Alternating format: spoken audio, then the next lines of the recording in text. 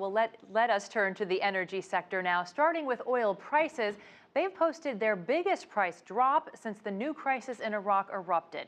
Global Brent crude finished the week 1.3% down, but it remains 10% up for the year at just over $113 a barrel. Analysts think fears of a supply squeeze are receding as Iraqi forces hold oil sites against insurgents. Germany's renewable energy and switch from nuclear to coal have contributed to the biggest power surplus in 4 years. It means the country has nearly 20% more electricity than it needs to cover peak demand. And Canada's biggest natural gas producer, Encana, is shaking up its portfolio so it can switch to higher value oil. That's allowed Apollo Global Management to buy some of Encana's gas fields for nearly $2 billion. Well, earlier this week, we brought you the news that the U.S. government is opening the door a little bit to allowing more oil exports. The key is broadening the definition of petroleum products to include types of light oil, such as condensate that is processed. Petroleum products, unlike crude oil, are not subject to the 1975 ban on crude oil exports. One Citigroup analyst predicts it could lead to more than 1 million barrels of exported crude without a change of law.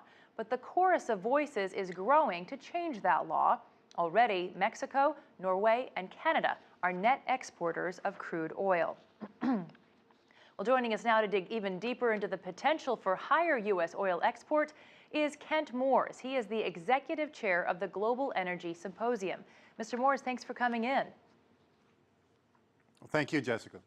So I want to start with the sort of definition game that seems to be going on. Is this just a name game? If you don't call it crude, you can export it. And how is it going to work, really? Well, this remains to be seen. The first exports of the condensate are not going to take place until August. And the Department of Commerce hasn't even worked out the parameters yet. But in point of fact, this has been going on for a while because there are certain areas in which if you treat crude oil just a little bit, it no longer qualifies as crude oil and it can be exported. The simplest example is that companies have been stabilizing, quote unquote, the crude for a while. That's essentially simply boiling it so you can take off some of the easy gas. That moves it into the product category, and that makes it more available for export.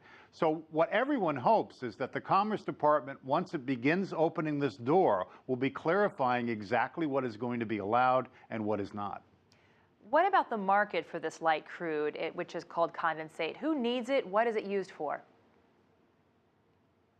It is a raw material for which people can rather easily produce most of the range of oil products, especially the higher end oil products. And so as a result, it is the sort of crude oil that refineries elsewhere would readily accept. The difference on the other extreme, for example, for some time, heavy California crude has had permission to export from the United States, but that's because you have to sell it at heavy discount, it's difficult to refine, and there really isn't a domestic market for it. So this decision by the Commerce Department to allow 2 American companies to export production from the Eagle Ford Basin in South Texas is actually exporting raw materials that refineries elsewhere would want to use.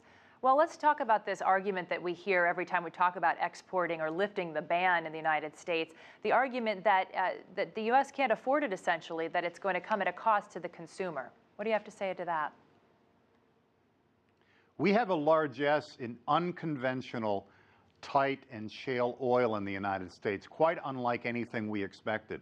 The amount of crude oil that is now available from unconventional sources in the United States is going to allow us to increase exports while at the same time maintaining full demand in the United States without increasing perceptibly prices on either side. So those who are primarily concerned with exporting crude oil resulting in rising domestic prices in the United States have only one argument going for them, and that is you can only keep prices low in the United States if you have a surplus of supply domestically beyond which the United States can process, and that simply isn't true. So how close do you think the United States is then to lifting this ban?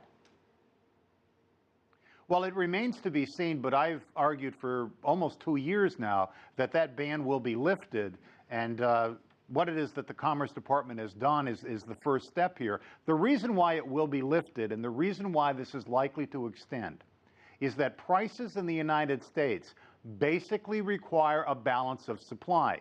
And you can't have a balance of supply with additional consignments of raw materials coming in from additional shale oil basins. There is an ability here to siphon that off and export it without actually producing precipitous rise in prices in the United States. And the end result here is jobs, it's revenue, it's injections into local tax bases. There are primary advantages here. So we've just got about 45 seconds left now. Quickly, if you could tell us, what are companies doing right now to get ready for that? Well, some of the companies have been getting ready for some time. There are essentially 3 categories that are going to be particularly evident. The first is companies that are operating in particular basins. And here we're dealing with the Eagle Ford, certainly in Texas, and the Bakken in North Dakota. Secondly, it tends to be companies that are already positioned, have their infrastructure, and already have consignments of oil ready to move. And thirdly, I expect to see some radical shifts in midstreams, in master limited partnerships, for example, where we're going to begin to see assets in this export stream being put together for primary profit and for major investments. And we'll have to leave it there. Kent Morris, thanks so much for joining us from the Global Energy Symposium. Thanks for your thoughts.